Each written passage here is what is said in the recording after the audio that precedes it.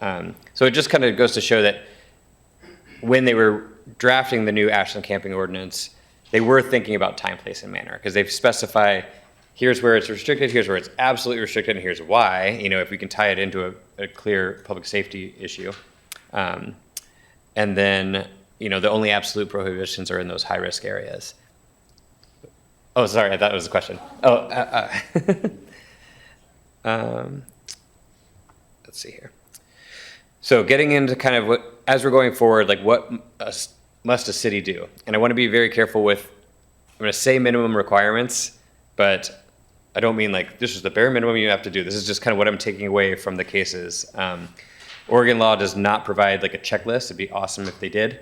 But the first thing, the city must review its camping restrictions for objective reasonableness. And we do that. We've done that. Carmela and I have looked at it. It looks good to us. But as we develop new policies, we need to be kind of keeping that in the back of our mind. We need to be looking at them. Is this objectively reasonable? Second, the city needs to follow campsite notice and property removal requirements where those are applicable. We have a really good property system in place, so we're on a good track there. Third, preserving realistic avenues by which people who are experiencing homelessness can rest humanely, especially where shelter is limited. So that's kind of the main thing. It doesn't translate into the city must provide a campground, but there must be, even if it's a partner, a availability of low barrier shelter. So shelter beds or places to rest. Fourth, restrictions should be tied, and I think this is kind of my recommendation would be all restrictions should be tied, not just the absolute restrictions, but tied to understandable public interests. So very clear when you read them what the public interest is, such as school safety, traffic access, environmental protection, sanitation issues, and conflicts uses in sensitive places. So things like you can't camp on a ball field because that inhibits people's ability to use that, that field. And then fifth, the city should build a factual record showing that we considered these things and that we deliberately entered into these policies with good faith. And it looks like from the Bilodeau reading, the courts are much more receptive when the city shows we have a public process in place. And we took, a public meeting. I think Ashland does this, quite well. But also if we can show things like we coordinated with providers or we reached out to community partners. And then real world implementation, rather than just this works on paper, but how is it actually playing out? And Johan, we're just going to pause for a second. Yeah. Councilor Bloom? Yeah, thanks, Johan. I guess maybe somewhat to answer your question of why did we just stop at the end of 23, I think after a year of us really struggling with this issue, maybe there was a little bit of fatigue and we kind of moved on to other issues that we needed to address. For sure. So my question is kind of getting to the current camping ordinance. So, I recall we had several meetings about this ordinance and I felt that we really stress tested every single word in that ordinance. You obviously weren't with the city at that time. You are now and have obviously spent some time researching and going over it. In your professional judgment, would you say that we have developed a pretty solid ordinance? And then, of course, that's a question we could take up again about the ordinance if we want changes. But insofar as the ordinance itself, that it's solid, it's legally solid. Yeah, I think the ordinance is very well written. It shows a lot of thought went into it. Again, that process does come into play. I think there's always, areas to be improved upon, or, as we move forward and city develops a policy or policies that relate to these issues or intertwine with these issues, keeping that in mind. And if the ordinance needs to get adjusted in some way, we can do that. But I think it's looking at the case law, especially that was available. I mean, it looks well thought out.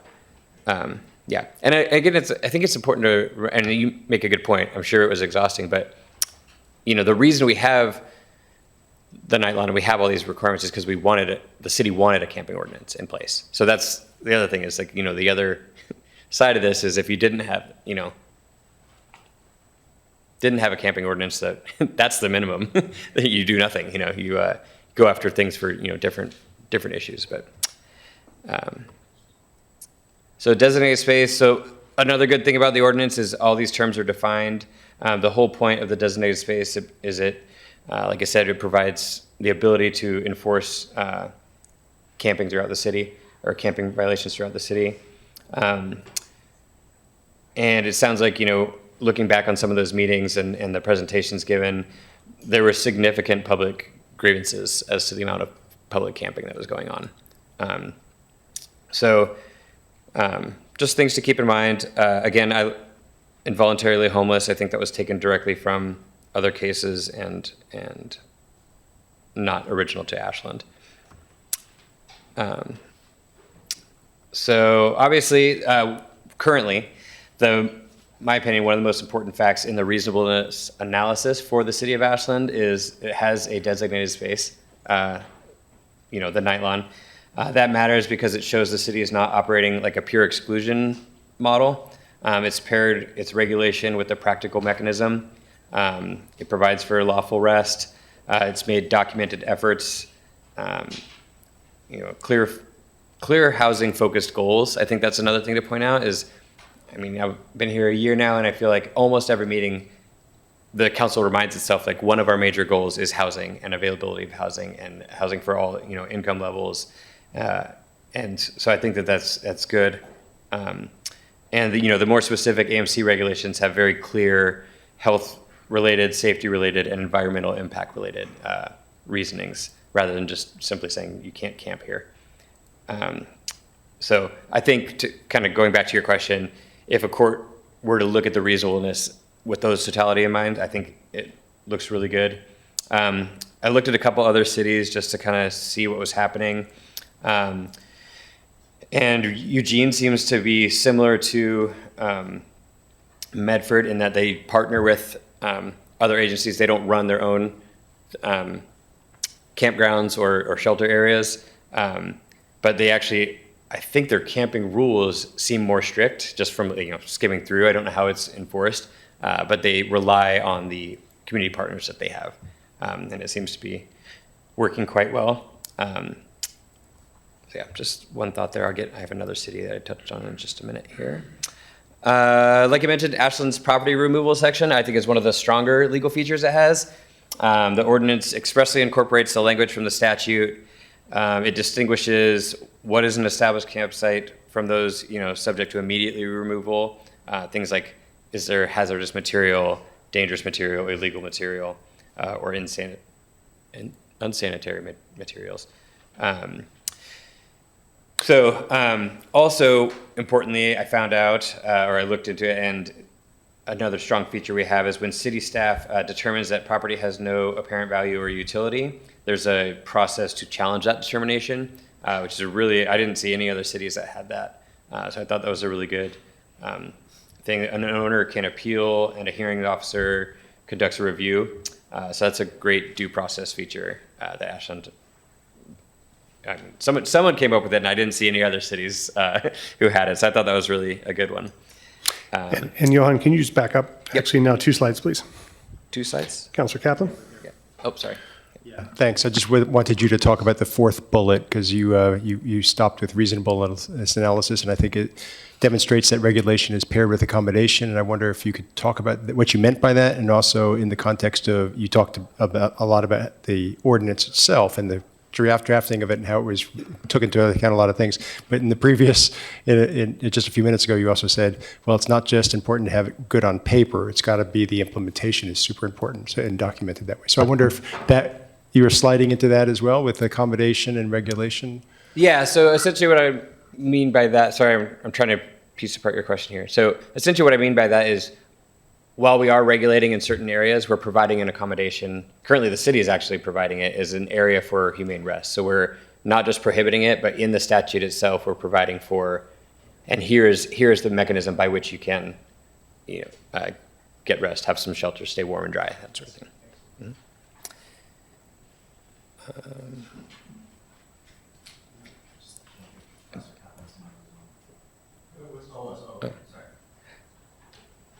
Let's see. Did I do this one? No. So what is Ashland doing well? Just general code and practice. So I think the practical story here is that Ashland has not merely enacted an ordinance. It's clear, like Councilor Bloom said, they've taken a lot of steps to make this designated space more humane and more defensible. Like for example, the city addressed the rodent problem, provided a dumpster, 2 porta potties, a hand washing station, a structure for daytime personal item storage, and a ramp for those with mobility issues. Obviously, those sort of things are great steps. They come at a cost to the city, but these are great things to be able to point to. They bear, I think, directly on reasonableness, what sort of risks we're taking into consideration, and then also from what I've seen, the city has built really good relationships with ORA, and then as well as establishing relationships with Rogue Retreat, faith-based organizations, and other community partners. And I think especially in a city that's smaller, this is a really good thing to be doing. And obviously we could always do better. I think that would be a great thing to pursue, but it shows kind of a broader system of response rather than just you can't camp here and we're going to enforce it with law enforcement. So comparison to City of Tigard, this looked very similar to what we do here. This is actually just a screenshot of their website, or on the right-hand side, and then the left, I just wanted to see what it looked like. But they, at their Public Works building, have like a fenced-in area. It seems like their version of the night lawn, basically. They post on their website. They literally break it down into time, place, and manner. I don't know if they were gearing up for something, but it kind of just shows a very similar model to what we do. Looks like their time frame is a little bit smaller, 7 p.m. to 8 a.m. And then they specify, I believe it's this portion of the lawn, you can't camp there. And then they also break down how the campsites themselves are regulated. But I just thought that was an interesting way for them to do it. So best practices going forward. So this is like, as you guys work through the questions that we're going to be asking, the policy-related questions, it's almost like it's interesting because in theory they're not complicated, the what you're required to do, but when you get into the practice, it is pretty demanding and just something to be constantly aware of. But I think cities will do better and Ashland will do better if they use specific, understandable place restrictions. Rather than, again, sweeping rules like no camping in the city of Ashland. They'll always do better, like I said, when you enforce based on actual safety, obstruction issues, sanitation, or sensitive uses, rather than generalized discomfort with the homeless population. And the reason I bring that up is part of the discussion on Garfield Park, the discussions I was hearing, while they're very valid concerns, I was trying to decide what it was that the people were doing that was of offense or of a violation of the code. And I think we have to be aware of that. Like, if people are just sitting in the park, what are we asking law enforcement to enforce? If it's a thing like smoking or loitering or littering, that's a more, you can take those steps, but focusing on what our ordinances are regulating and, what are they related to? Oops, darn, sorry. So another thing that, again, I think Ashland just does well but should continue to do is property, survival of property, process before permanent disposal, and then outreach. So always, this is what I always say, but document everything you've done. So outreach to notice when you're disposing of property. And again, this doesn't mean that the city should stop enforcing. It's more enforceable, or it's more defensible when the enforcement has a clear process, and it's done right in practice, I guess. So state-created danger, this is a pretty nuanced issue, but it is important to think about, and Councilor Kaplan and I kind of had a brief conversation about it. Oh, geez, sorry. This doesn't impose a general duty to protect all people, but it applies where a state affirmatively places someone into a situation that's where a known or obvious risk exists. So in the camping context, I think these claims would arise when a government action makes a condition materially more dangerous than it otherwise would have been. For Ashland, I think this consideration comes in when we are managing the night lawn currently, So when the city manages a site like this, we should take any known hazards seriously. The rat issue is a good example. It's the only one that I'm aware of. But responding to a known health safety, issue responsibly, it will help undercut, claims of deliberate indifference. I will point out that sorry. Councilor Sherrill. Yeah, thanks. And thanks, Johan. Just a question. A few slides back, we were talking about reasonable accommodation, and you just noticed the issue with pest control. Have we thought about possible poison, for example, the spraying that was brought up recently that people are asking for a reasonable accommodation due to potential respiratory issues? Would that fall under this, and what are we doing to take steps to show a good history of being good stewards of that space? Yeah, well, I mean, obviously the accommodation was for everyone to not have anything sprayed because they didn't wind up spraying. I think the important thing in that situation is document what the request was, what it related to, and then what efforts you made. So the accommodation, off the top of my head, I don't know what it would be, but something like, okay, if we're going to spray here, you are now permitted to camp at this area for 3 days, at a different location. Or we're not going to issue prohibited camping citations for 3 days from these hours, like something along those lines. So addressing the accommodation is important, and it's important that everyone who is involved is trained in that and how to document it, how to respond to it. Councilor Yeah. Kaplan. Thank you. Yeah, thanks, Johan. I think this whole conversation about accommodation is nuanced and important. So I think it's worth dwelling on it for just a little bit.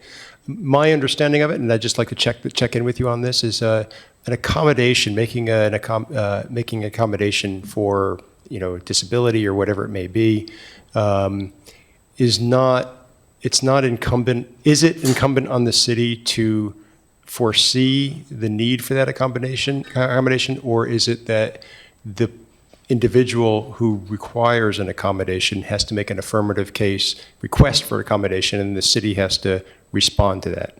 Yeah, so most of the cases deal with requests for accommodation. So it's incumbent upon the person to request that. However, there are certain things that I believe are required generally, like ramp accessibility, that sort of thing, so that are generally applied as like, this is a standard that that is reasonable to accommodate people with these issues. This is a standard, I guess. But for specific things, yes, it's incumbent upon the person to.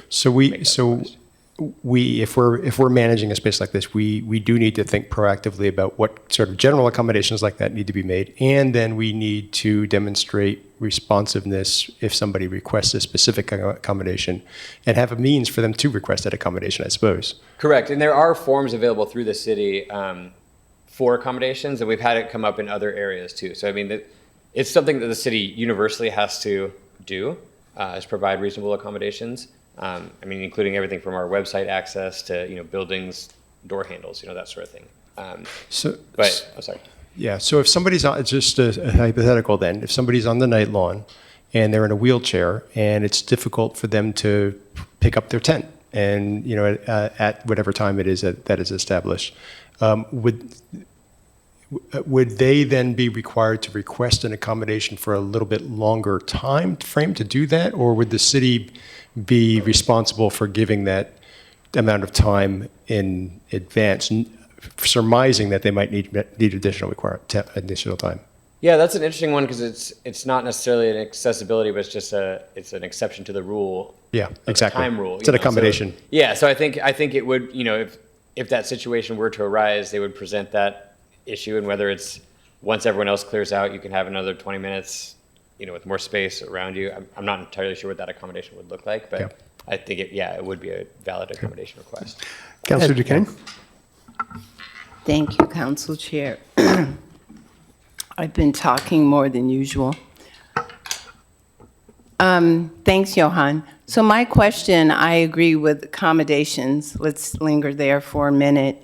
When I look at the Nightline, and I've spoken to individuals who live there, what accommodations are we doing for women's safety?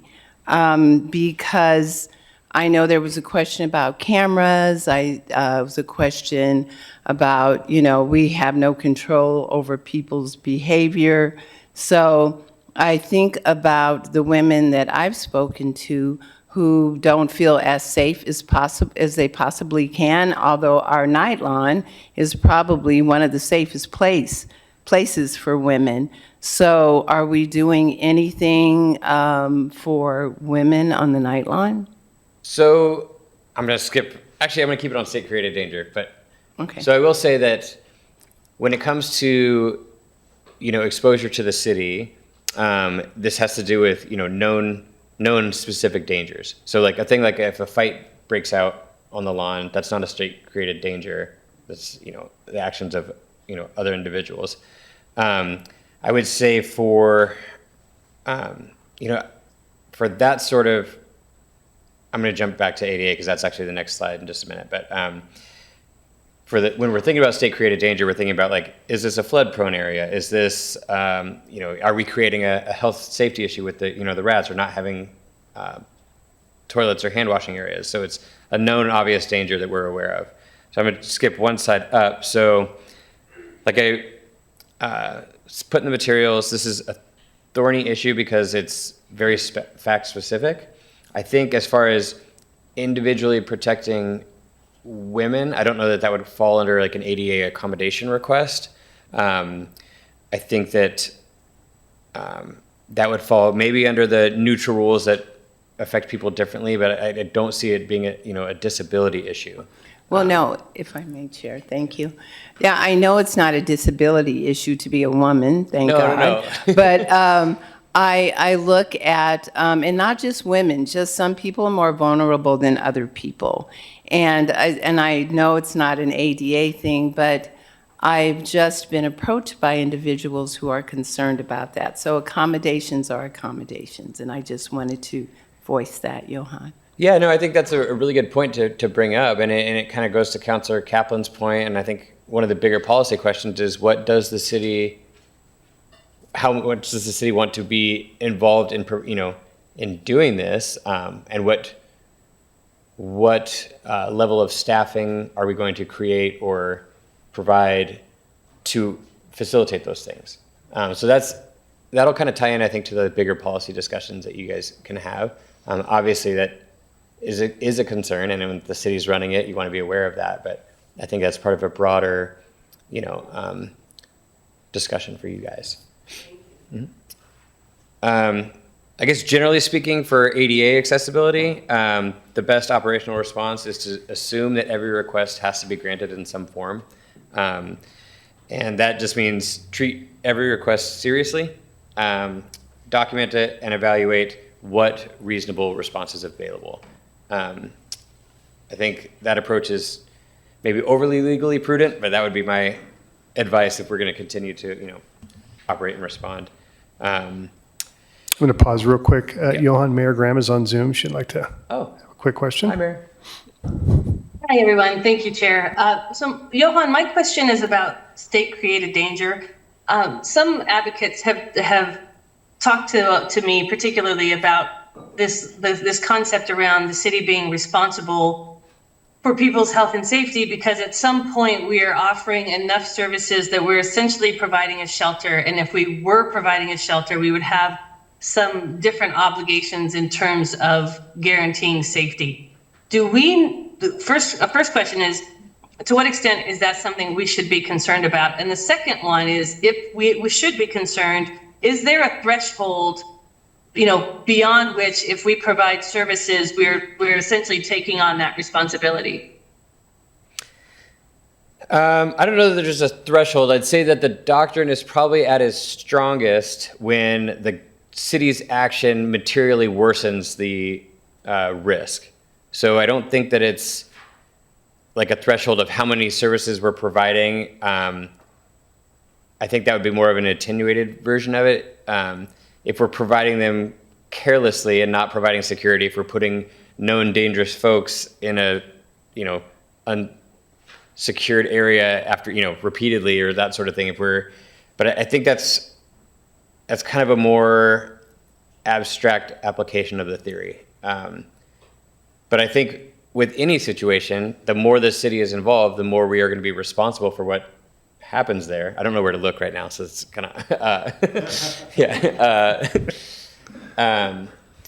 But sorry. You don't have to look at me, Johan. It's okay. But yeah, I think we should always be cautious. The more we're stepping into a role of managing this site. Oh, my finger. Oh, there she is. Awesome. The more we should be aware that we're doing it responsibly and in a manner that's with well-trained people, with well-trained staff that know how to respond to these specific issues. And then things like Councilor Duquesne mentioned, talk about things like, do we want to put in security cameras? Do we want to put in lights in certain areas? These are discussions that, as the city's level of involvement grows, that you should be considering. But I don't know that it directly fits squarely into the state-created danger and more just general, responsibility. Thank you. All right, we'll take Councilor Boom and then we'll move on. Great. Yeah, thank you. So, I mean, kind of the way I sense that this is going to, and we talk about state-created danger, is really, are we putting somebody in a dangerous situation, right? So we talk about, I think the floodplains was a really good point, rats, things like that. But it's also, I think, important to understand, too, that when we're looking back at the ordinance conversation, we're not telling people, hey, you can't camp here, but you have to camp there. Right. We're saying you can't camp here, but here are some other places where you could go, whether it's Rogue Retreat in Medford or whether it's the Night Lawn here or whatever other services. We're not mandating that people have to be there. That's a really good point. Yeah, that's a really good point.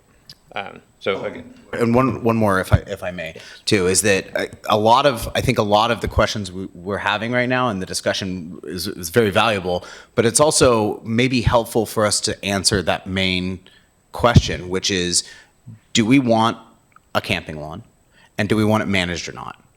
And then that kind of, the rest of the questions that we have and kind of conversation where I see this going will be answered by that in of itself. We can kind of go down those rabbit holes. I think that's where we're going eventually. I think correct? that is where we're going, yeah. Sorry, I'm going to skip it. I'll kind of go quicker to that and kind of get you guys into the more fun discussion for you guys, and I can stop talking, which is always great.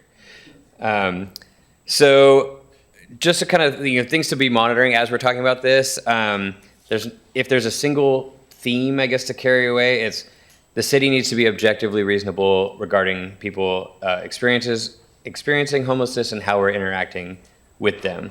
That inquiry, I think, is broader than whether or not the camping ordinance is coherent, but it asks whether all the rules are practical, comprehensible, enforceable, and humane. So just kind of general things to be thinking about. I was reading through the League of Cities. They've got a really good guide, essentially. It's similar to this review, but it just talks about, how cities should respond to people experiencing homelessness. And they emphasize that cities should just really think practically about whether their restrictions are enforceable and whether whatever these policies that they draft, that they can actually be carried out as they're written. So that's I thought really sound advice. It seems kind of like a no-brainer, but really it is, as we're getting into like this big picture stuff. Can we carry it out, and do we have the tools and resources to carry it out? And again, I would say it's advisable for the city to build a record showing that they've considered all these perspectives to demonstrate that they're moving forward in good faith and reasoned decision making. Which is what we're doing now. So kudos to all of you. You're strengthening the case for the city being reasonable in this context. Let's see. If I had to identify like the most, I guess, practical minimum requirements, baseline standard defensibility, I would say first, preserving some lawful mechanism for humane rest. In Ashland, obviously the Night Lawn's been central to that. However, arguably, like you mentioned, Rogue Retreat is available. There are other, but having some sort of mechanism that is available, and whether that's the city partnering with someone either on city-owned leased property or privately owned property, that's still, an effective avenue for humane rest. Second, make sure, I would say all restrictions are specific and understandable, and where possible tied to safety, access, and environmental concerns or other sensitive public use. Third, I would say ensure notice on and property procedures work in the field, not just in code. And then, like I said, I think we're operating quite well, but just continuing to do that, having those due process protections in place. Fourth, taking disability issues seriously and site conditions very seriously. So both accessibility and also if we're creating any risks or if conditions start to develop, that we're handling those. And then fifth, build and keep factual records of all outreach, accommodations, provider coordinations, partnerships pursued, storage procedures, housing-focused resolutions, ordinances, and actions, which we have so many, which is great. But the city can point to these things and would be in a far better position going forward than just a city that had to rely just on the formal ordinance language. So I think that's a good thing. Also, bonus consideration, which Ashland does really well also, is keeping any related fine structure low. Because there was one of the issues in Grants Pass too is like those fines were accumulating really quickly, and like the first one was 100, the second one was 500. These numbers aren't exact, but like then 1,000. So it just really escalated very quickly. So being sure to keep a fine structure modest. So I did reach out to finance to just kind of get an idea of what we were spending so far to kind of help give you guys some background. Looks like that first year in 2023, they spent just under $5,000. Obviously that jumped very quickly to $33,277. In 2025, it was over $60,000, and the estimate is just under $60,000 so far this year. So I think according to our finance department, the approximate annual estimate is right around $60,000 a year. One thing to note on this is the only staff time that's included in this fiscal breakdown is the 4 hours per week for cleanup and then one truck to do like removal and stuff. So that's, I don't think it's entirely complete, but that's what we have. We haven't documented the personnel time directly. But regarding Deputy Chief's takeaways, something to consider for staff time. So they did a 1-day snapshot of Team 2, which is the day shift, including CSOs, and the time that each officer spent dealing with issues related to the Dust Till Dawn lawn / parking lot, the Grove, and Garfield Park.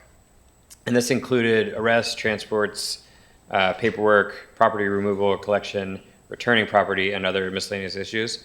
So in that 1 day, I don't know the ranks, so I'm sorry, but Carpenter spent 6 hours and 18 minutes. Emershey spent 2 hours and 20 minutes. Harris spent 3 hours and 54 minutes. Bonaparte spent 2 hours and 48 minutes. And Murphy spent 34 minutes. So in that 1 day, there was 15 hours and 54 minutes of just law enforcement employee time dealing with issues related to the lawn. That's not accounted for in this cost breakdown, but just something to be kind of aware of. And then I was talking to to law enforcement about, the staff hours, and they made a really good point. It's not just a financial cost, but especially when law enforcement is involved, it's kind of a cost in other ways, which is, at night we have 4 officers on duty, and if 1 or 2 are tied up dealing with or enforcing rules on the lawn, there are other, that's 2 that aren't there to enforce, issues downtown. One of the things that came up is, I guess self-initiated things, so like DUI stops, that sort of thing that protect the community. Additional anecdote that they had is there was one evening where at the same time 3 of the 4 officers on duties were occupied transporting individuals from the night lawn, and so there's only 1 shift supervisor and who remains at the station. So something to think about. I was talking with Chief O'Mara, and it sounds like he presented this in 2017, but when you're thinking about using law enforcement in that manner, if you look at the national average on similar sized towns, we should have between 38 and 42 officers, sworn officers, and we have 28.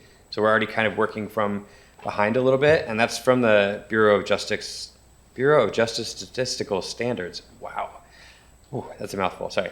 But that's considering Ashland at the population of 21,000, but it doesn't consider students or tourists. So really, I mean, we're kind of stretching our police force thin, and asking them to take this on is something that I think should be considered when we're developing the policy. And additionally, the International Association of Chiefs of Police does not recommend relying solely on factors of population, but also has qualitative factors. So deciding what the community's priorities are, which, you know, things like public safety, like I said, DUI enforcement, other issues that occur in a college town, you know, this is where we want our police rather than here, you know. Just things to be thinking about, and I'm sure the chief can speak more to that if asked. Yeah, Counselor Hanson. Thank you, Johan. I appreciate the rough estimate of hours that police would spend in a day. But this council asked for more specific numbers on police interaction on the night lawn, in the assumption that we already have a budget that we're spending on the night lawn with our staff time. Can you get a little bit closer?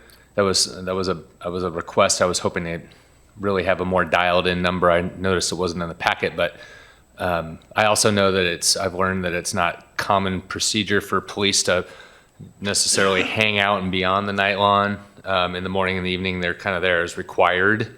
But is there any more insight we could get into hours into, like how much we're already spending on police presence on the night lawn?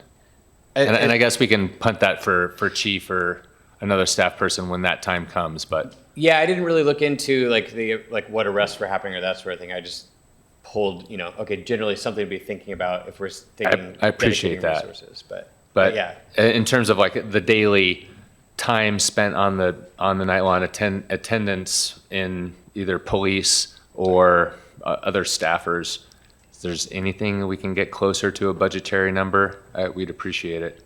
Yeah, I think we could probably.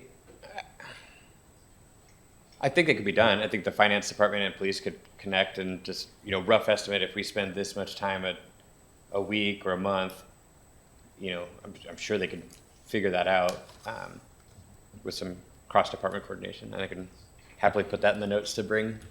Okay, Yeah. we'll see what we can pull out of the chief or anybody else. Dan, maybe perhaps that's some insight in that too. We'll see. Thank you. Yeah. Counselor Bloom. Yeah, going back to the budget, just kind of a curiosity question. Why did we see a $10,000 jump in porta potties? Is that a volume question, or is it just the amount that we're being charged has gone up? Right. You got a green light. Yeah. Oh. In a couple ways. Yeah, so we've had to increase the number of times that we clean them. And so since the inception of the night lawn, we've added additional units, ADA compliant units, and then have had to increase the amount of times we have them serviced. And so that has increased the cost. Okay, and as Councilor Kaplan said, inflation, or inflammation, maybe. Continue. Thank Okay. you. So I think I'm just going to try and distill this down as much as possible. But when you're thinking about like what is required, I think you know, obviously consider that information that we'll hopefully get to you soon with the finance and staff required.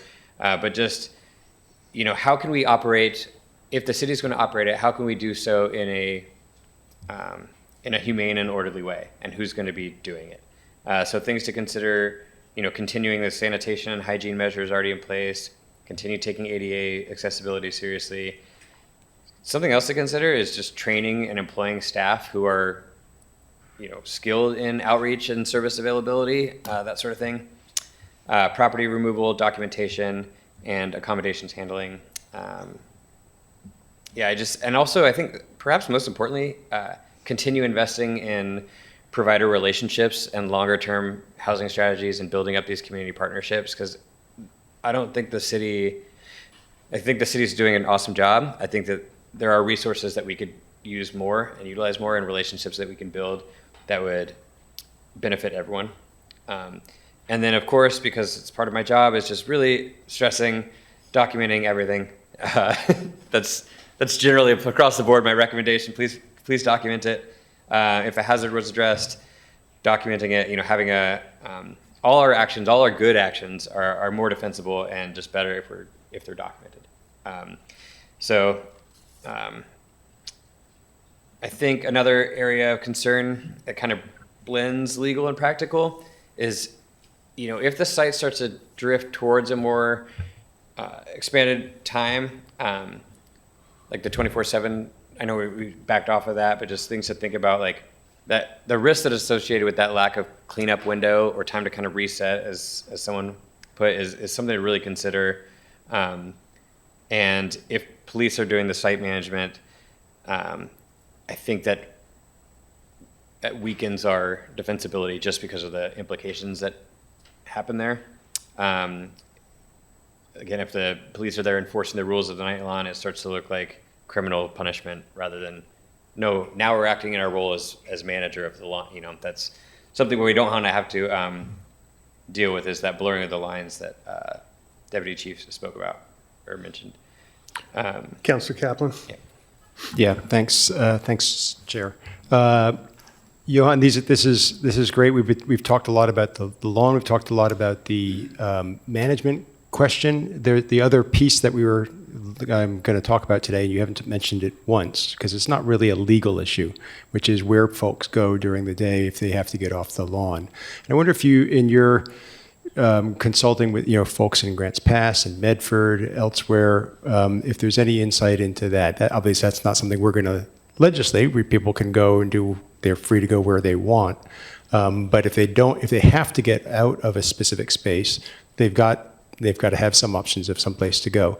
I guess that's an issue less of an issue in Grants Pass, because they can keep their tents there for a few days and then swap it out to some other place. In Medford, if they're in the Kelly shelter, they're in the crossings, they can keep their stuff there. And I understand maybe somebody here is from Rogue Retreat, that they're encouraged to go out and work on whatever issues they're working on, but they don't have to. They can be in that space.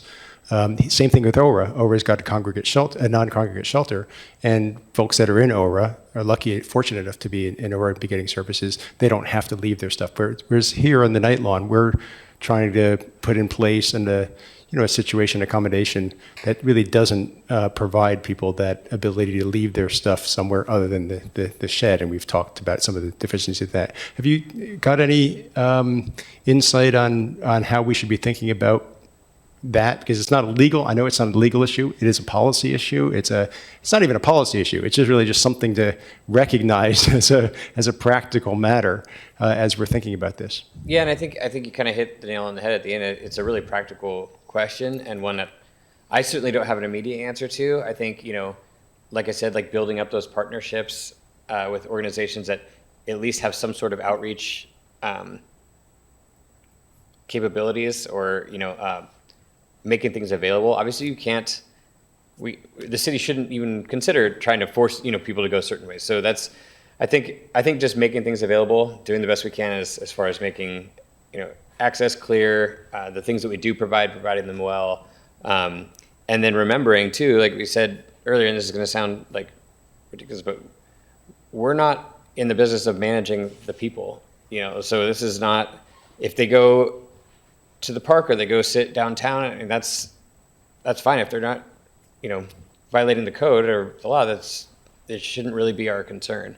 That's kind of my 2 cents on it, but again, it is a big practical question. I think there's some policy involved in there too. Is what does the city want to do as far as reaching out to partners and creating avenues to assist this part of our community? So Well, I guess the policy question would come into play if we decide that our objective is to provide some stabilization and transition into eventual housing, or whether our objective is simply to provide an enforceable anti-camping ordinance. Right. So I think that Councilor Bloom's question earlier on is, what are we trying to achieve? Yeah. And getting some consensus on that, and then we can start to think about what are the practical implications of that choice. Yeah, and I borrowed from Councilor Bloom's framework, and we'll get to it in just 3 slides or so, but that's question number 1. Okay, so just a real quick time check, though. We've got 45 minutes left unless this council chooses to extend. I believe we might have a couple speakers here. Dan Cano from Aura, I don't know if that's slated on the agenda, Chief Amira. But but I just want to be cognizant of the time to make sure that, I think we're going to run out of time here relative to delve into actual policy questions, and I think it might be a nice follow-up to, I'll get to you in just a second. But I just want to make sure don't want to rush you, but are you I think about 5 I minutes? think I can cruise through it in 6 minutes or so if Let's roll with that. if we hold questions for a minute, and also like really the last slides are just kind of reminders to you folks as like, here are some big policy questions. When do you want to take them up? Because like we said, this is meeting number 1. This is meeting number 0. We're kind of setting the stage yeah. for your big discussions. I don't want to rush the policy discussion here, so, okay. Yeah, no. good. This is the and- level set, all right. Yeah. So, okay, real quick, top 10 takeaways. Things to think about. Scope of provision. Is this a complete citywide ban on sleeping, or are there reasonable, meaningful time, place, and manner options in which unhoused people can sleep? So this is from the court in Billadu, making distinctions between what Medford was doing and what Boise was doing. So time, place, and manner. The court in Billadu said there was no constitutional right to a tent, so differentiating between a tent and just bedding to keep warm and dry, that was seen as to be reasonable. So looking at our definition of camping, what are we actually prohibiting? So being aware of that. Let's see. Whether specific location-based restrictions are tied to safety, environmental, or functional concerns, rather than just pretext for, being hostile towards homeless residents. So fire danger on the greenway is an obvious one, especially right now. Camping on playgrounds or ball fields, kind of undermines the use of those facilities. Camping on railroad tracks or, on and off ramps. Just things that looking at what legitimate reasons do we have for, these prohibitions that are in place. Range of things that, including low barrier shelters. So, there's not public funds necessarily involved, but the court in Billadu noted that, Medford works with Hope Village, the urban campground, a navigation center with wraparound services, the Kelly shelter. They also noted additional severe weather shelter options, Project Turnkey, and then just went on to discuss, multiple resolutions that Medford had done supporting youth shelters, domestic violence shelters, and specialized shelters for pregnant women. So just really, this is a broad scope of issues, and it doesn't, like you say, just happen to deal with the night lawn, but this is, things that the court will look at. Sorry, I'm going quick. Look at how we respond to case law. Medford has done things like adding seats with people, or for people with lived experiences with homelessness as on their Community Services and Development Commission. Similar to us, they have, affordable housing, opportunity funds, numerous service providers providing services up there. They estimated $19.5 million in homeless services spent over 3 years. So that's a significant, and that's not from the city. These are from groups providing those services. So things to be thinking about. The court notes where a city has participated in making multiple shelters available, it reflects a commitment. So anything we can do to partner with the good folks that are here today. So again, that quote, resources first, enforcement last. So courts are looking as whether the city's enforcement practice is oriented towards service and outreach rather than an immediate punitive response. And immediate is in kind of italics there because at times there are punitive measures that need to be taken, like if people are not listening or they're trespassing or things are not being followed. But I think looking at Medford's livability team coordination and the people they work with would be a good avenue also. Are there practical options for legal rest? Again, is this, the type and severity of punishment that comes into play? Look at interplaying with exclusion zones, which we did pretty well. I know we specifically left trespass out, I think for that reason. Again, rational basis of interest. I personally think that all of our restrictions should be related to our legitimate government purposes, and we should be able to stand by that and say what they are. So we're looking at, balancing homeless individuals' needs to rest and sleep against interests like safety, sanitation, environmental quality, and park use. Severity of penalties, that's, somewhat has to do with the Eighth Amendment analysis, but also The fines, like I mentioned, Ashland has a really low fine structure. I think that's important. And state law reasonableness standards. So again, I guess the number one takeaway, not number 10, would be are our restrictions objectively reasonable to time, place, and manner? Any restrictions we're going to put into place, that's something we think about. I'm going to skip through this other than I'm going to hit, now what problem is the city actually trying to solve? Because all that to say, we've got some big policy questions before you, or coming up. So I took these concepts from Councilor Bloom's approach. They are in the materials, so you'll have them to consider. But what role should a designated camping space play in Ashland's overall homelessness strategy? So we need to know what our homelessness strategy is. Are we going for compliance only? Are we going for, emergency refuge? Are we looking at neighborhood impact management? I think this kind of keeps the council at the level of purposes and desired outcomes.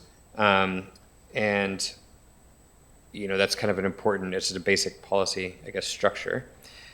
The next logical policy consideration is framing, budget, staffing, and amenity decisions. So it's a value judgment. How much do we want to be embedded in this? What are our budget priorities? And then, a lot of that's going to leave when council states their priorities in both those things and their budget level of investment they want to do, and then it's going to be on Sabrina's plate to figure out how to effectively carry that out, whether that means additional staffing, different types of staffing, that sort of thing. And then just basic, operational things like how many toilets and where, and how many, that sort of stuff. So, there will be a lot of considerations there. What basic policy parameters? So here, council is kind of setting the guardrails is the way I look at it. Do we want this to be accessible by transit? Do we want the Dawn Lawn to continue with a daily reset? Can it be co-managed with a service provider where feasible? Close proximity to a school, whatever the, location may be. So council could decide to completely dedicate a different space, keep this space, or partner with someone.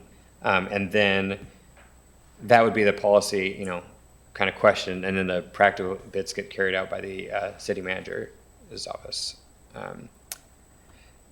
This one I think is critical, and I know Councilor Dale or Chair Dale will like it, but it's classic policy work, right? What is our definition of working? How is this council going to look back at how we've done over the last 6 months, a year, and say, these are our expectations, are we hitting them?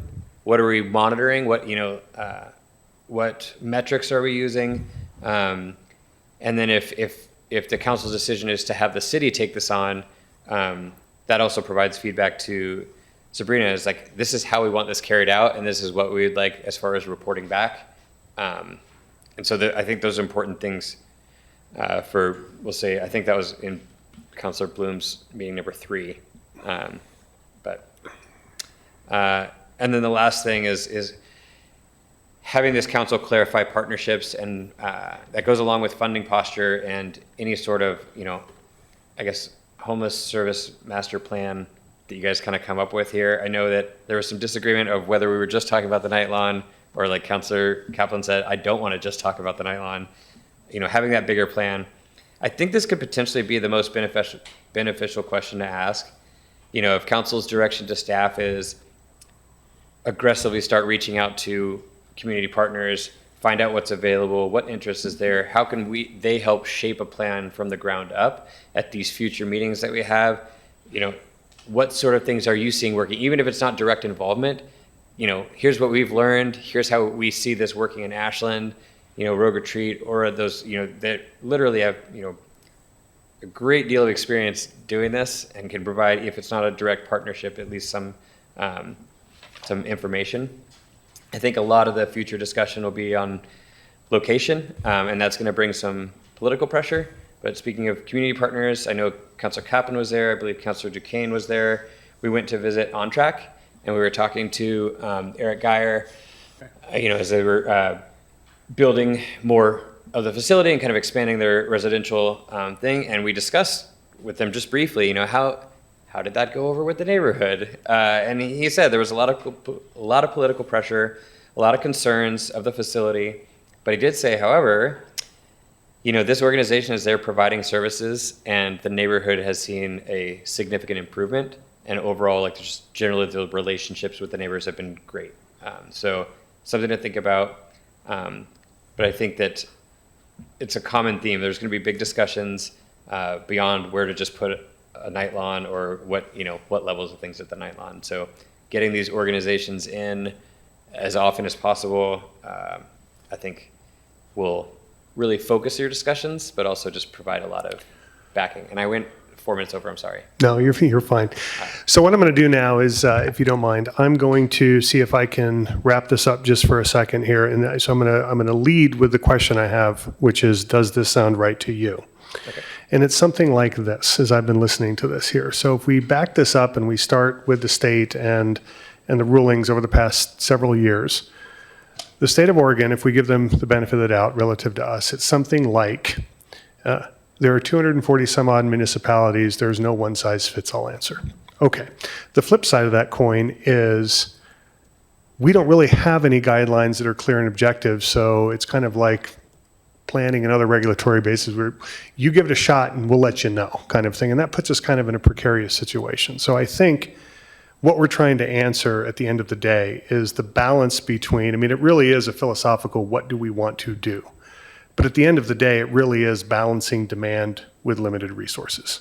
Because there's going to be that sliding scale of folks that say you're not doing enough or you're doing too much, and that's just welcome to policy making, and nobody's happy, and we're going to land in the middle somewhere. But if I understand what you're kind of instructing us, is that step one would be to formulate some kind of structure. And I think that as I'm listening to those questions, we're going to have to put that in some sort of almost a questionnaire or some sort of format that's not going to have this body spin for meeting after meeting trying to figure this out. We can do a lot of homework, as Councilor Hansen said, kind of on the, between meetings here. And then we're going to have to match that to realistic funding, and we're going to have to say out loud what the trade-offs are that we need to be able to do. A dollar spent here is a dollar not spent there, and there are other essential services and needs in addition to this. And then we have to measure the efficacy, as you had talked about, and then we have to clearly define what the outcomes are that we're desired, and then adapt. So does that sound, as we kind of move forward, that's kind of the path? Does that sound right, that we, over these next few meetings, that is kind of the path that would lead us to the most efficient way to articulate what we're trying to do here? All of those pieces of the puzzle. Does that sound about right to you? That sounds right. And I think even in doing that, what you're doing is creating a record of showing reasonableness. And so I think that's critical. Sure. And we just have to be honest with ourselves as a community and as a body and so forth. Okay. So quick, Councilor Bloom, and I'm going to get on to some speakers if you don't mind. Yeah. I'll be as quick as possible. Because I want to be conscious, one, of speakers' time, but also understanding that we need a purpose for a follow-up meeting. And so I think it'd be really helpful if we could at least answer the question of, do we want a lawn or not? And if so, do we want it managed by the city or by somebody else? And that will then maybe tee up a following meeting. Okay, let's see what those questions are as soon as we get through the speakers here, because I'm going to try to save time for those. Okay, Dan Khanna, would you like to come up and say a few words, or were you just here observing? So we've just invited them as guests. They're welcome to come up, but they are here so they level set with the rest of us. Okay, thank you. I could say, yeah, if you just got a few minutes, that'd be great. And if there's and in the spirit of kind of equal opportunity, Sabrina, is there anybody else, the chief, or are we okay with just hearing from Dan at this point? Okay. Yeah, thank you. I think just in general, whenever we're asked, I think everyone in here at one point has asked us, are you willing to manage the night lawn? And the answer is always yes, right? It's always yes. It's our mission. We want to see folks fed, better services. But where the feet hit the pavement is, how much is it going to cost, and can we do it in a quality way, and is it going to solve the problem? I live in Medford. I work with Rogue Retreat. Medford is 5 times larger than us, and costs go down by scale. If you would never know there's a Rogue Retreat there, because there's still so many chronically homeless on the streets every morning that I drive through. And it's not saying anything negative with Road Retreat or even Aura, because there's more need than there is services and capacity. So I think that, when we talk about budget, we need to remember that $60,000 is what we would allocate for the police. I don't foresee the police department's budget being reduced by 60 to fund Aura either. There's a reduction in our annual funding availability, housing, trust funds, less and less is going to social services, and that money needs to be spent by organizations like SART and part of it to Aura. If we create another big expensive program, we need to be conscious of where that money is going to come from. So I just want to say, yes, we're here, we're ready to support any plan, but we need to remember it's going to cost money to do it well. Thank you, Dan. I appreciate that.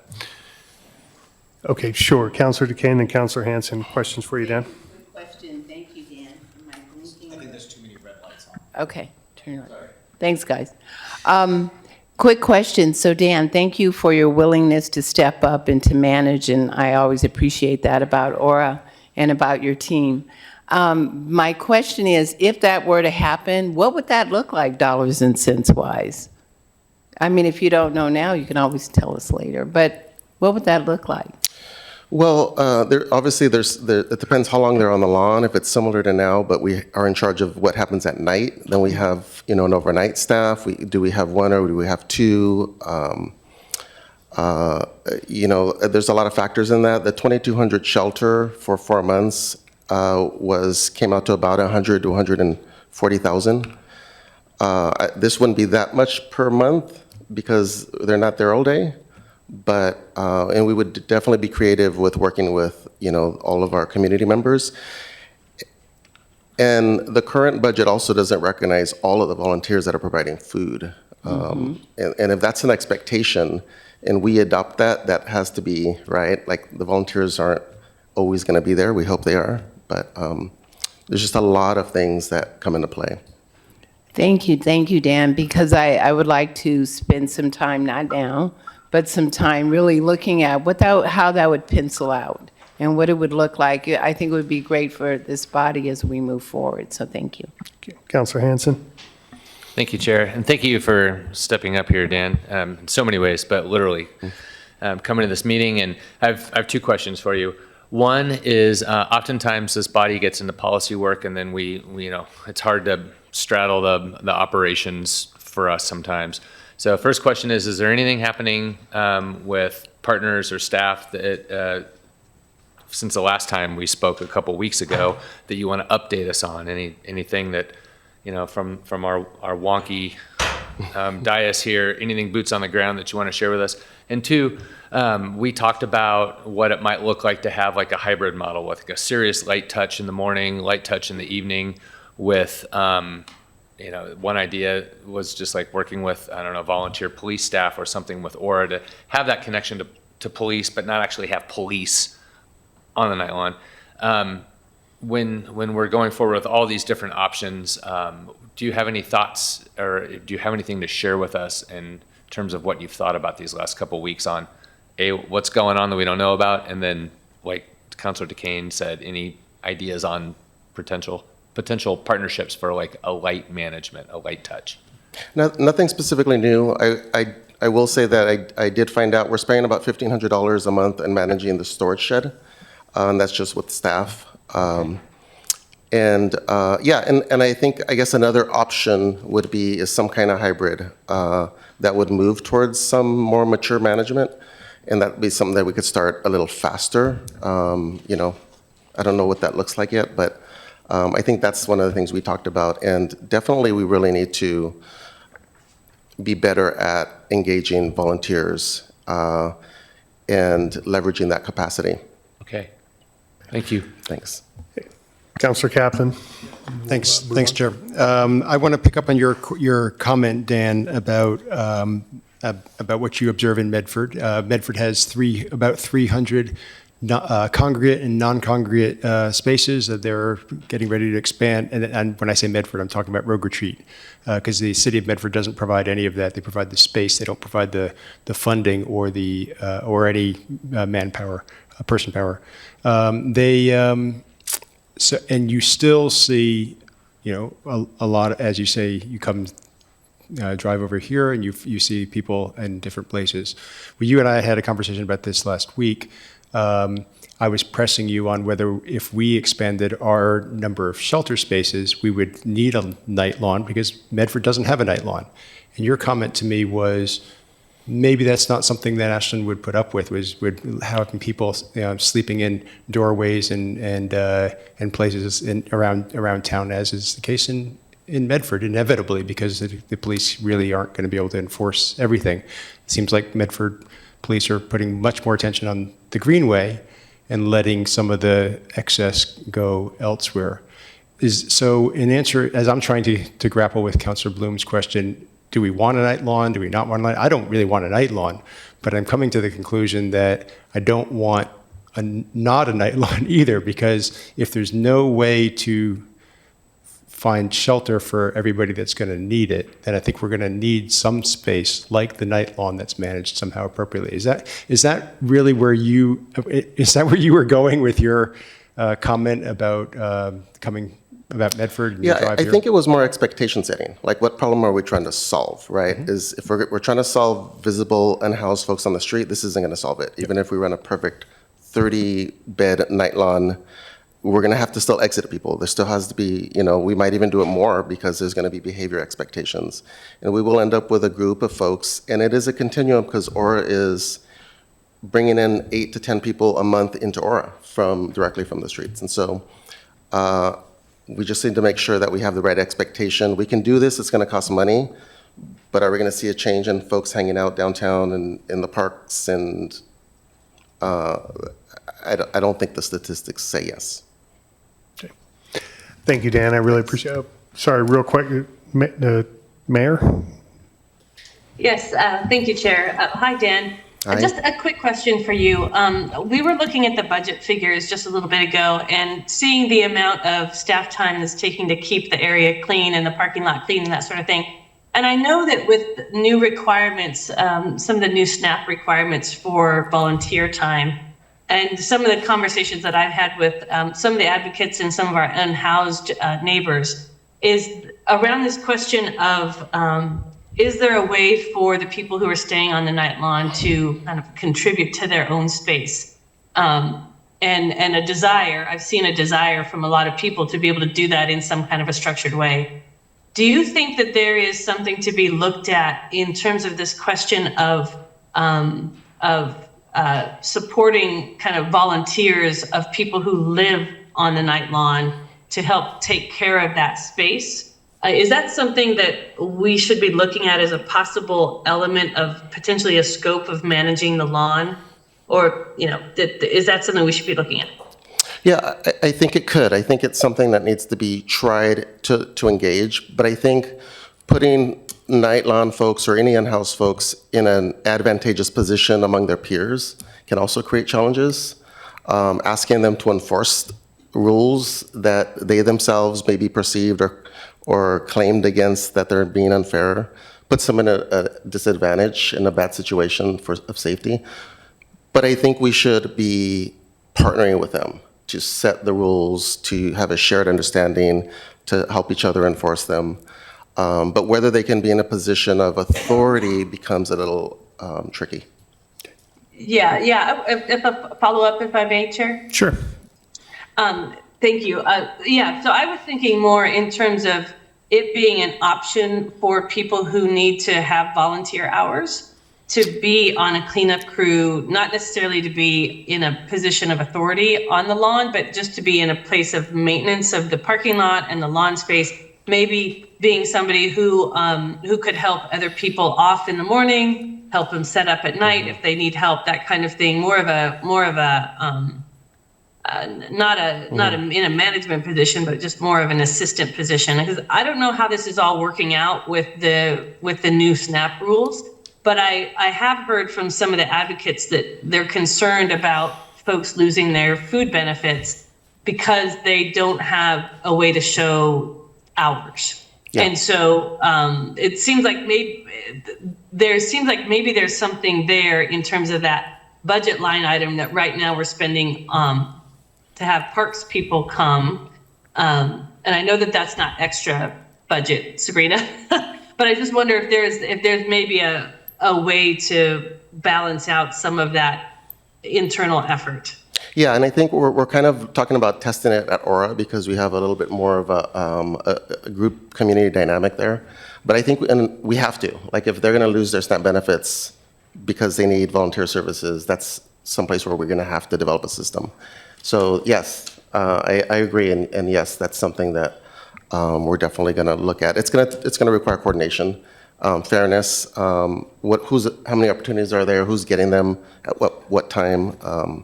But yeah, thank you for asking that. Thank you, Mayor. Thank you, Dan. Very much appreciated. Moving on, we've got 4 speakers. We're going to do 1 minute apiece. Your written testimony is always appreciated by this council, but I'd like to leave some time for some discussion. So we will start with Eric Navikas, followed by James Bride. After that, it will be Kate Hartzell and Debbie Nicewander.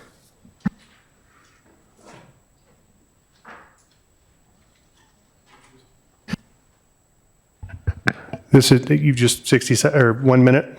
This is public comment. Sorry, if I can interrupt, if we could have you stand at the dais, the microphone's on over there. Thank you. Thank you. I think we'll use the podium up there, Mr. Navikas. Thank you.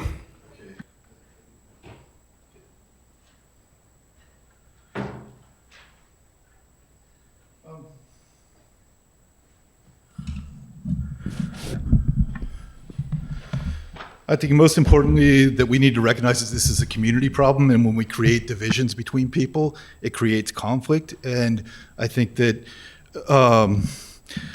that it's very easy to point to individuals' problems or behaviors, but really these are systemic problems of poverty in our community. When this originally came forward years ago, when they developed the first exclusion zone, there was a whole package of proposals to address the issues downtown, and it was pushed by the Chamber of Commerce and others. And there was a proposal to hire 5 new police officers at that time. So what we've done to address this problem is focus specifically on law enforcement rather than addressing the real needs of people. And I think that that's why we're here today. And if we look at the cost of this, one officer is about $250,000 a biennium. Or if we look at 5 officers, that's about $1.25 million a biennium that we're spending on these additional 5 officers. So the funding is there. We just need to redirect this. And, we can look at attrition through our police department to begin to supplant some of that money and put it back into, am I out of time? Okay, great. 15 hours a day is 2 FTEs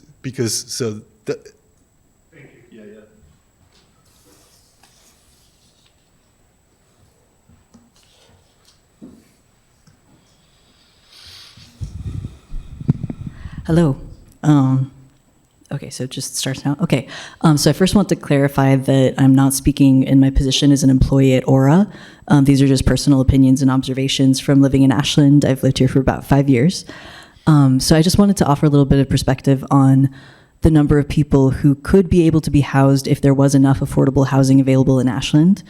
Specifically, there are a decently large number of people who are currently houseless in Ashland who have lived here for years, who are either elderly or disabled and have an income of around $900 a month. And currently in Ashland, even renting a bedroom you're looking at about $700 a month plus utilities if you're lucky, if you're able to get along with a lot of housemates. And so I think that it's important for Ashland to focus on the ways that are possible on situations like single room occupancies or other just extremely affordable housing, because there are a lot of people that don't have to be houseless that really are just elderly or disabled. Thank you. Thank you. Kate Hartzell and Debbie Nicewander.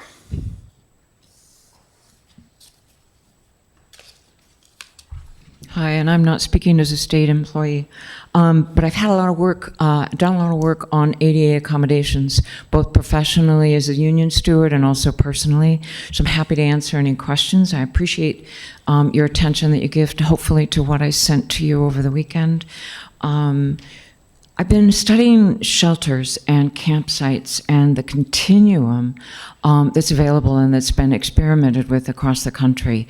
One of the intriguing things that I found is that in Minnesota, around the COVID period, they rewrote their law so that they could issue camping permits to homeless. And what that affords, I'll research it more, but what that affords is for you to create a campsite for exclusively women and maybe another area exclusively for seniors and for couples, because those populations have very unique behaviors and needs.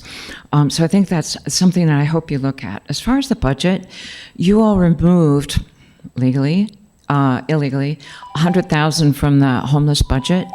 And there's other ways to get money. So please keep looking at the resources that are available to you. Thank you. For this. Thank you. Ms. Nicewonder?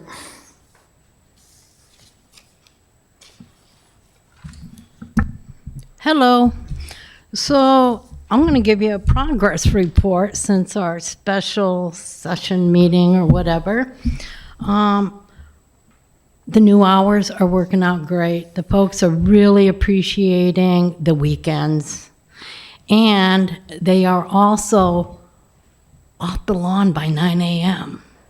So 8-ish is working out. Secondly, been working with Rachel. Thank you, Rachel, if you're still here.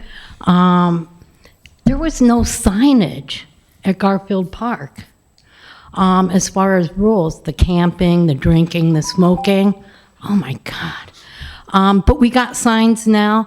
I gave a copy of them to our city attorney. And anyway, they're new signs and they're great, and he can share that with you if he'd like. It's color copies. I can't do it again.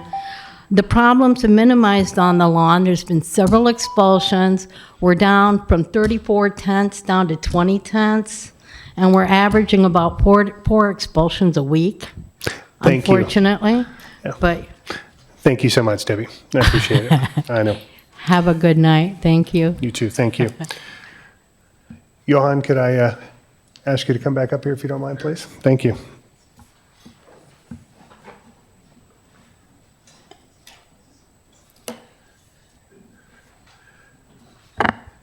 So I'm going to actually start this. We only have what's the time now? About 15 minutes left? 10. Okay, about 10. So I think this was Councilor Bloom's agenda item. I think I'm just going to lead with him as how we go from here, but I'd like you to hopefully guide us in some structure. And if we need to have additional time, we can do it tonight or we can do the next one. But I want to start with where do we go from here and what are we looking for? So Councilor Bloom? Yeah, I mean, I was just hoping that we could answer the two questions tonight, which is, do we want to have a designated camping area, which I think is a better way to phrase it than a camping lawn, because we don't know what it might look like if we do decide to have something like that. And then two, if we want it managed, which obviously we want it managed, the question being by whom? An outside partner or by the city? And my thought was that if we can answer those two questions, we can all go home, do our homework, staff can kind of put together some ideas, and then we can kind of go in, okay, now we know we have a designated area, we know that it's going to be managed by a partner or by the city. Now we can start talking about what is this going to actually look like? You know, what kind of parameters do we want to set around it if we decide to go forward? If that sounds about right to you and gives staff and council enough to chew on before the next meeting. That sounds fine to me. Okay, yeah, I have a couple follow-up questions. I see Mayor Graham has her hand up, but Mayor? Yes, thank you, Chair. I just wanted to, in thinking about the scope, is to go back to the agenda. I think when we set up this first meeting, the point was to get a baseline understandings to make sure we were all on the same page with legal requirements, that sort of thing, and then what the process was going to be going forward. So when I look at the packet, I see three distinct questions that are policy driven. And I agree with Councilor Bloom that we certainly need to quickly get to that question of what are we trying to do with this night lawn, and do we want to keep having a night lawn? I think that's first and foremost.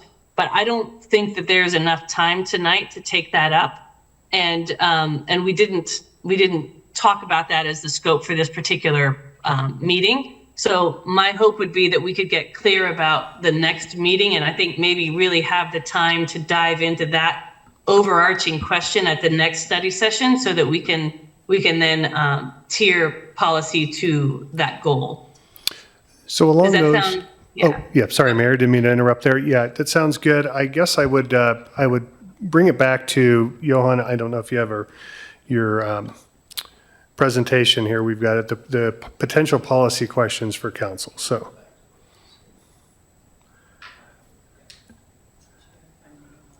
Sure. Councilor Duquesne, yeah. Thank you, Chair. I understand the timing and the time to look at the process of things, but I also understand the question from Councilor Bloom, which I think is as simple. Not necessarily do we want, but do we need a designated area? I think that's a simple question that can be answered, and the more homework we do ahead of time, the better we are prepared to move forward rather than going back and forth and back and forth. So I am prepared to answer that question. And when I think about what are we trying to solve here, when something that was brought up earlier, I believe the working with regional partners, and that was part of a question too. So I'm ready to answer what roles what camping space and how we would take part of it overall homeless strategy. So I'm ready to answer that question, Chair. Thank you, Councilor. So along those lines, Johan, then let me just kind of summarize that first question. Let's take that one. And I understand that we're running out of time, and I personally, for the second one, working the way backwards, do we want it managed? That needs to take further consideration. I mean, I feel like it should be. I think we let professionals do what they know how to do best, but I want to see numbers. I think this council needs to look at all kinds of financials and just the logistics of that. But working our way backward to, do we want a night lawn or a designated space? Correct me if I'm wrong from a legal standpoint, but I think the answer is we don't have a choice. There needs to be some avenue for humane Correct. rest. Yeah, so. Sure. It may not does be it have to this particular avenue? place, No. but it has to be something. But there should be something available. And so I think that what council could do is, kind of pick one or two of these questions. Again, these are the concepts I kind of stole from Councilor Bloom's framework. And then what information do you need to be able to have that discussion? So is it, directing staff to really crunch the numbers of how much city staff is costing the city, in relation to this, and how much we're spending on that, and then reaching out to community partners and seeing, can we get a ballpark of what that would look like? And is this the spot that makes the most sense for Aura? Is it, what sort of, is it, is that first meeting, would it be good to have, sorry, I'm just thinking off the top of my head, location ideas, partnership ideas, and cost rough estimates, and then that helps guide the things, I guess is, Yeah, and go ahead, Councilor Bloom. So, part of the whole reason I structured the way I did and I agree, we absolutely need to know costs, but how do we get cost estimates if we don't even know what kind of facilities we want there? So again, it's, do we want to have a designated camping lawn? Yes or no? Because if we don't, then we have to get rid of the camping ordinance. If we answer that question, then a follow-up conversation could be like, okay, well, what does that designated area look like? What kind of facilities do we think, as a body is important to be at that kind of designated camping area? Then staff can come back and say, okay, based on everything you guys want, this is roughly what it's going to cost, and then we can kind of reassess. Sure, and what I'm hearing you say is that, and I think I know what I would need would be something like a structured, not simple, they're complicated questions, but some sort of simple kind of a questionnaire, right? Like, this is our homework. This is what we're looking at. Do we want this space? If so, where? What does it look like? I'm still struggling, as we all are, with demand versus resources and what that balance look like. But I think the next steps would be something like to distill these questions down into something that's a little bit more manageable, step by step. And if Councilor Bloom and Johan, if you would like to work together or something, I think that would be something like, for the next meeting, that would be distributed in advance. It would be filled out. We would talk about that. We would come with our answers so that we're not creating policy on the fly, which just doesn't lend itself to a very productive use of time sometimes. Councilor Kaplan, then Councilor Duquesne, and Councilor Hanson. Let's go down the row. Great. Thanks. I mean, I think this is, I appreciate the level set that you put together for us, Johan, and I think there was a lot of really good information, a lot of things to chew on, to look at alternatives. I think I'm troubled by the notion of just taking the question of yes night lawn or yes designated camping space or no designated camping space completely in a vacuum, because this council has directed a homeless services master plan which gave a whole list of things for the council to think about. If this is the problem that we're trying to address, then this is what we need to be doing. If this is the problem we need to address, then these are ways forward. Some of those things we've done sort of almost without intending to. I think it's mostly over, and some of our other partners are doing it without us really even paying attention. But we have done some of those things. We've also spent a significant amount of time. We purchased a building at 2200 Ashland Street that is designated for homeless services of one sort or another, both the building itself and the grounds.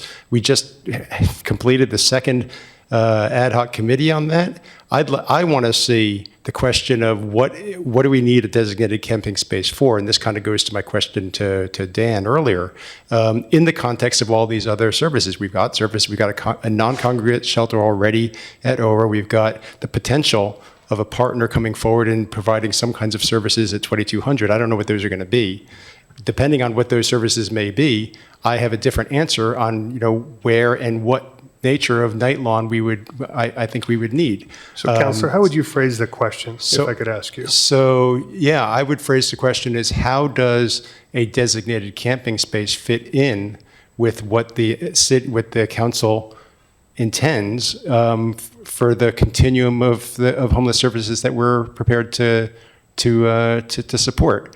It's a little challenging to do that because we're trying to get the cart before the horse here, because we don't know what we're going to do at 2200 yet. We're still in the process of developing that. But we also want to make some progress on each one of these things, even though it's not in turn. So I guess that's really what I would I don't know. It's not necessarily the most almost, elegant you way have of to work that forming it. backwards almost, it seems You must like. have to. Sure. And I think it's, if we're just looking at dollars and cents in this narrow thing, we're going to miss the potential opportunity to do much more by having an integrated approach more thoughtfully. Sure. Councilor Duquesne. Chair. In all of this conversation, something that came up that I think was really important and was brought up earlier is that we have individuals who want to partner with us. And I believe that the city should not be in the business of doing this. I believe it's important for us to work regionally, and we don't have to reinvent the wheel because it's there. So in the preparation of this, I would like to see, actually, the question that I asked earlier to Dan is, what would that look like? What would it look like for not the city to manage the night lawn, but for what would the cost look like for, say, Aura, or something you mentioned earlier, Johan, to ask our regional partners, what does it look like to partner? People do it in Medford all the time, and I think it's important for us to be able to look at that regional partnership. So I think, yes, we need a night lawn. So are we in the business of managing it? Well, I think we need to color outside the lines and make that happen regionally. Thank you. So we have 2 minutes, Councilor Hanson and then Mayor Graham has her hand up. We are running up unless anybody would like to extend this. But go ahead. I'd like to make a motion to extend 10 minutes. Wait a second. Second. Okay. I really appreciate. 1 sec, if you don't mind. Okay, just need to sorry, vote on that. we real need to quick. vote. Yeah. All in favor? Okay. Aye. Okay. Thank you. I really appreciate that we're here now. We're speaking on these issues. It is past overdue, and I appreciate the work that Councilor Bloom has put into the document with that outline.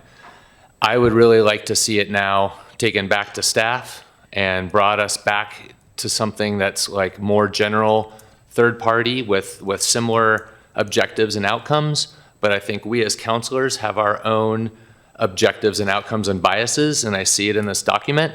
Nobody could write it otherwise, no offense. I would like us to tackle it with a little different lens, which is, we've got these issues, we know what we need to work on, but really I don't want any one particular counselor to lead this discussion. I want it to be led by somebody who has a better 360 view. Counselor Kaplan just brought up a lot of sidelining issues, which have me very curious and also very concerned that they're not in this document represented correctly. We have ad hoc committees, we have other resources, and I don't want to delay this. I really don't. But I just feel like, thank you for the work so far. Now we need to get out of our own way. And I would like to see some more structure come from a less biased staff to tackle these issues. And that's all I got to say about that. If I could, maybe it would be helpful. I think one of the things, and I kind of mentioned it was part of the last question, but, and it goes to Councilor Kaplan's point and your point as well, is, we're really talking about the role that the designated space plays. Is it just, we need a place to comply with the law, or is it something more? And, the public comment was very interesting about, affordability to housing. So I think one of the directions to staff could be sit down with Aura, sit down with Road Retreat, sit down with the library, sit down, and say, like, what do you see as a benefit? Because these people are much more trained than I am, certainly, in how to manage this sort of thing. What do you see as an effective role of this space?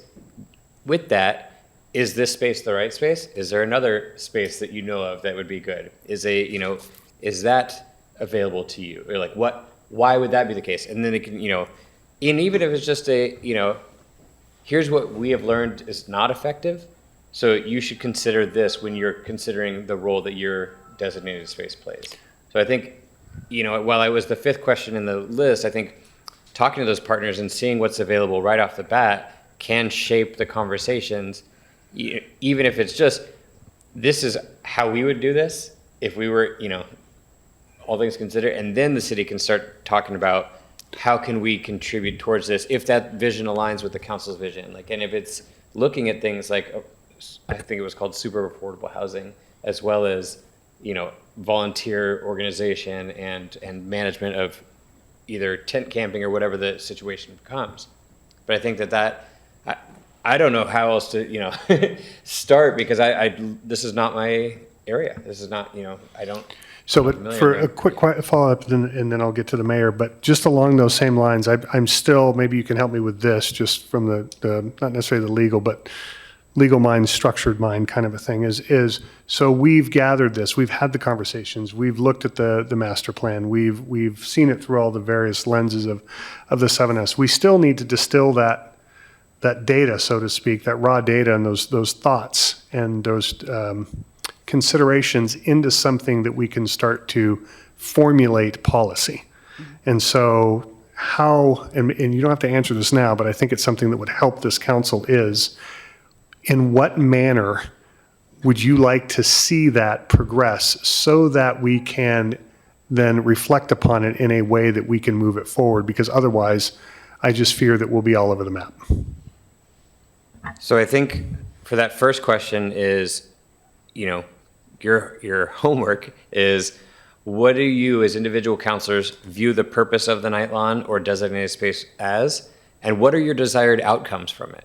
If the outcome is avoiding liability, it's a different conversation than the outcome is, we want to have one of our many partners come in and actually facilitate something that benefits all members of the community, while keeping in mind things like neighborhood impact and this combination of volunteer and structure and whatnot. But so what's the purpose and what's the desire?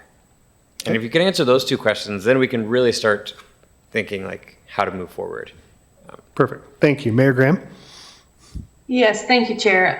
So I think in looking at this, I haven't heard anyone on the council say that they don't think that we should have a place for people to sleep. So if that maybe is one of the elements that can be decided on this evening, I think that would be helpful. But I think the scope is a much deeper conversation. And I like both of the ideas, both the surveying counselors and the council members about where we are right now in terms of each of us and what we would like to see on the lawn. But also, I'm intrigued by the idea that Johan has put forward about talking to our partners.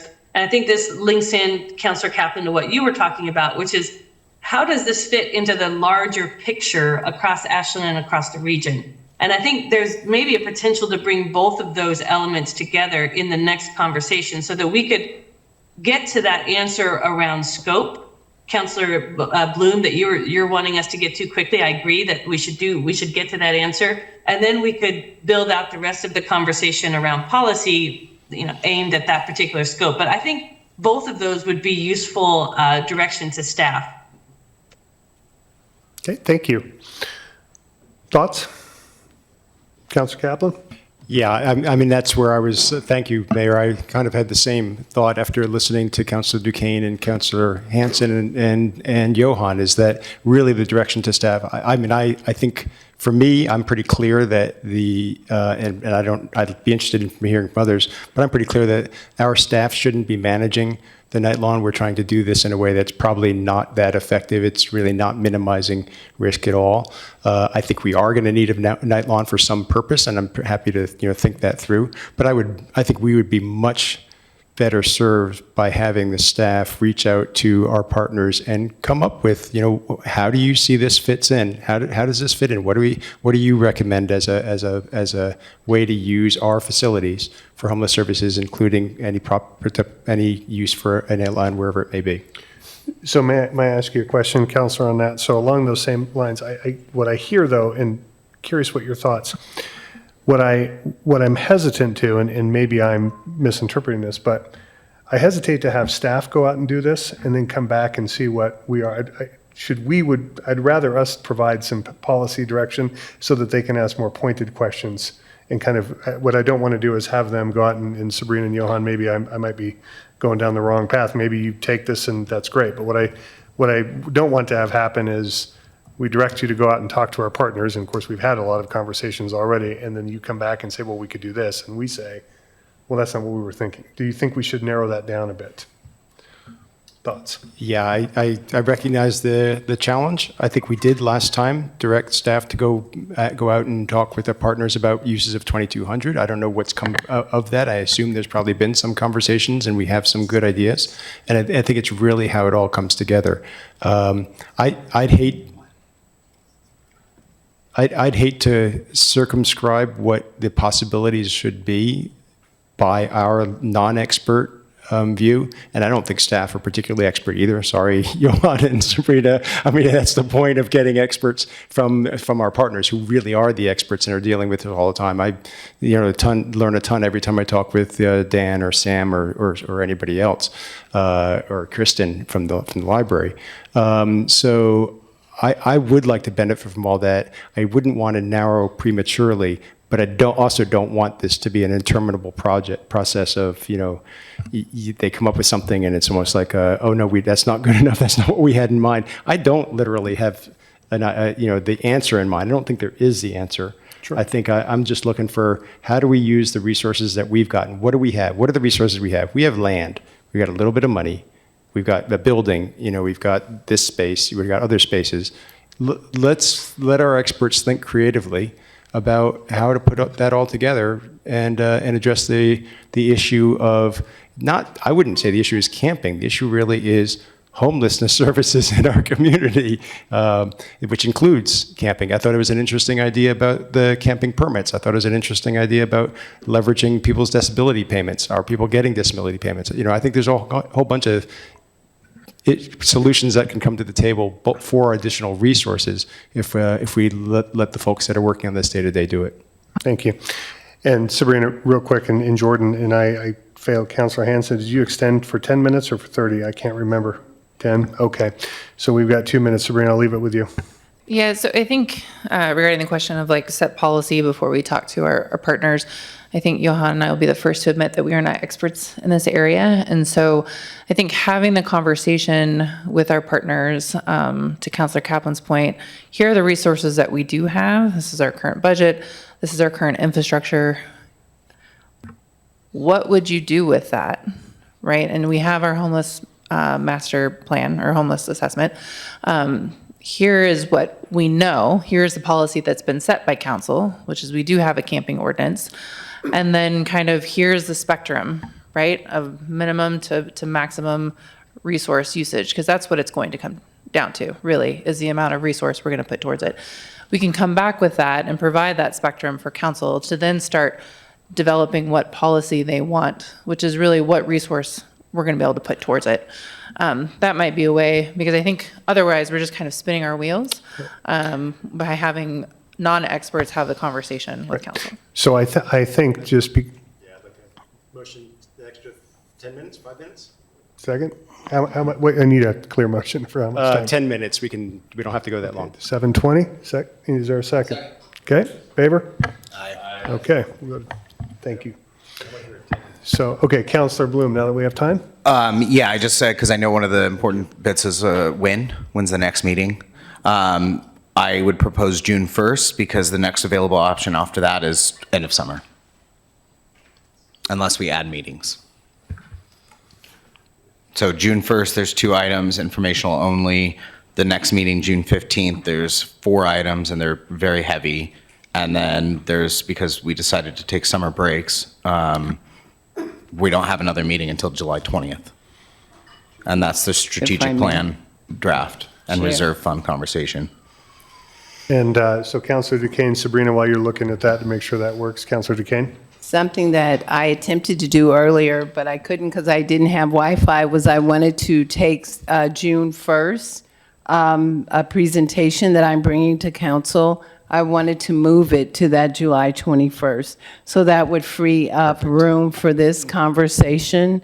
And I noticed that it was stuck. It never went through to the mayor or city manager regarding the request to move my presentation because life is in session, yeah. Sabrina, would that work for you? Okay.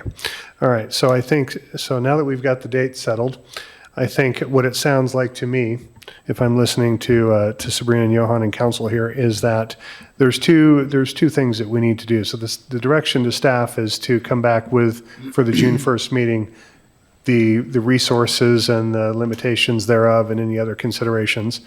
And in the interim, we'll all be doing our homework based roughly on the questions that were in your proposal, or sorry, in your presentation, excuse me, along with what council had in the packet. And so we will, hopefully I would assume that those materials would be put into, Thursday or correction, Wednesday or Thursday, whenever that is, so that we can then bounce our ideas and so forth and come with what are hopefully semi-formulated ideas that we can chat about on the 1st.